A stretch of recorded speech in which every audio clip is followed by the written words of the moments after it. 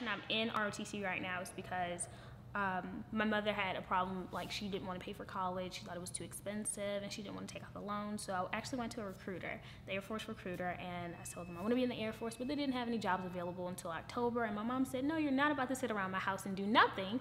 So pick a school, go there, do ROTC for a semester, and see how you like it. And then if you like it, stay. If you don't, you can go to the Air Force. Came to the Bama bound, and then after that whole trip, I went over to the ROTC building, talked to the recruiter. He gave me a list of classes to enroll in, and then from there it just kind of rolled.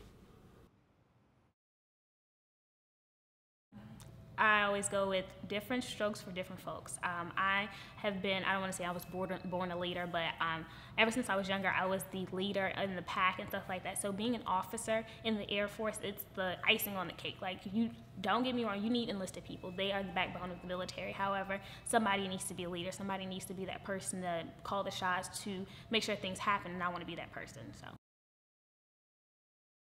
You have a course instruction, just like any other class. They go over course materials. You have quizzes and tests. Other than that, there's a 2-hour block period for lab training, which is out on the quad or on a field, or even off campus at a training site that we have. We have multiple training sites within Tuscaloosa. So you have PT in the morning 3 days a week, and then lab, and then also class. So it's a 3-part component. High stress levels sometimes.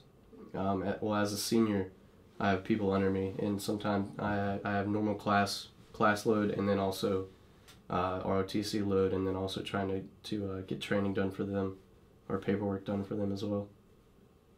I think being at the University of Alabama, seeing that we're not a party school, but we do like to have fun and after games and stuff like that, you will be tempted. I'm 20. I want to drink. I want to do things. I want to have fun. I want to experience college, but I have to be that role model for my cadets. I have to be that person, because if I get an MIP, I lose everything. And my peers are like, oh, if I get an MIP, my parents are going to be mad.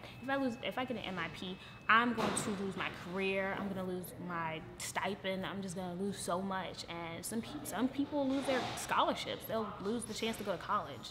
So you have to balance out, what do you think is right? Do you think 5 hours of being drunk, or like 5 to 8 years of, at minimum, 8 years of just, having a career? Some people, they'll give you a head nod or kind of like want to shake your hand, and some people will give you kind of a blank stare, not want to get around you. It's both worlds, I guess. You see a little both. I say thank you. I say thank you because if you're acknowledging me and you're thanking me for something that I'm doing for you, I'm thankful that you appreciate me. So when they say thank you for your service, I say thank you. And they don't have to know that I haven't even set foot anywhere foreign or anything. They don't need to know that, but they know that I'm training to do this. They know that I'm putting forth effort. I'm dedicating my college days to training and learning different things to help protect them. And they do appreciate that, and we appreciate that they notice it, because it would just suck if nobody cared. Thank you for the opportunity. Without a general public, we wouldn't have a job.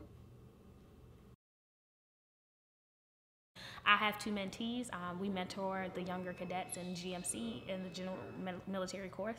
I mentor them, and they want to be like me, and that makes me happy, because they don't see too many Black women in the military in leadership positions. So when they do see it, they're excited. They're like, I have a chance. And I'm like, I'm no Martin Luther King, but hey, I will help you where you need it. And so they look up to me. So I think it'll be a surprise. I think it'll be a surprise. It'll be humbling. It'll be heartwarming. But I think it's worth it.